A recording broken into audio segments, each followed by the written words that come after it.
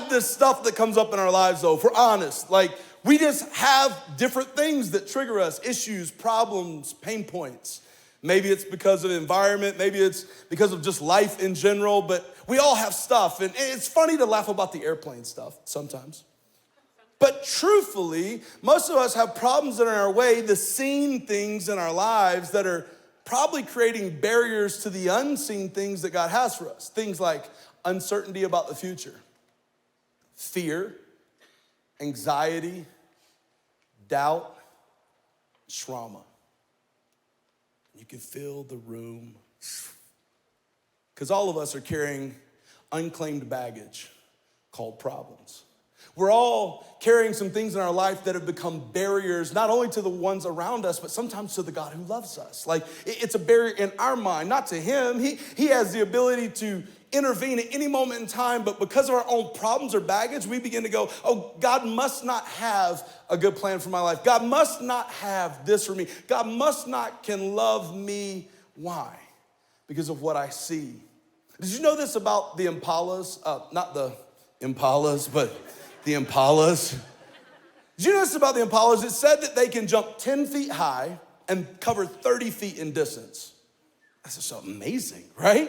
Do you know what they have to build to trap an impala in a zoo? How high do you think the wall is? Just guess on the count of three. 1, 2, 3. 50 feet, 20 feet, 100 feet. It's amazing guesses and you're all wrong, okay? The actual height of the wall is only 3 feet. Because all they need to do to trap an impala is limit its vision and it won't jump. See, an impala will never jump to something it can't see. The only thing that the enemy needs to do to trap you and I in our present pain and circumstances is create enough problems or doubt in our mind that we'll no longer jump into faith or jump into belief because why? We can't see the outcome.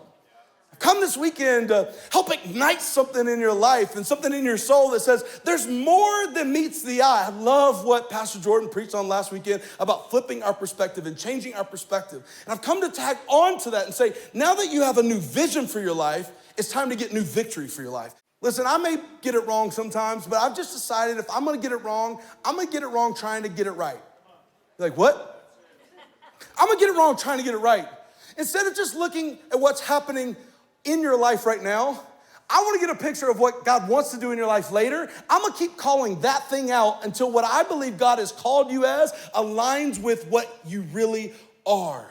Why? I don't want to just look at it and go, oh, this is what it is. Anybody can look at something and just describe it, but it takes a God believer, somebody filled with the Spirit of God who's got a fighter on the inside of him that says, I'm going to call things that are not as though they are until it aligns with the reality of what we see. We make it harder than it needs to be. Yes, there are some things in your life Jesus has to resurrect. But there are other times in your life where you just got to wake up. When I was growing up, we had this phrase, wake up and smell the coffee, right? You just got to wake up. Listen, you've been sleeping long enough. Some of us have been sedated into sleeping by defining our whole story by problems, our whole story by brokenness, our whole story by one scene of just being destitute and alone. But Jesus walks in and in a moment says, hey, wake up. And immediately she stood up and began to walk around. I want to give you all 4 points this weekend on the screen. I want to give them to you so you can take a picture, a screenshot, whatever you want to do. Because as you navigate the seen world, we tend to forget the unseen promises of a faithful Father. I want this week, as you navigate through sickness or through pain or through brokenness, that you would go, I'm not going to just rely on seen resources. I'm gonna go to the unseen source. The God not only goes above the storm, but will walk through the storm with us. I believe that what you and I can do to tap into the unseen world is to use worship as a weapon.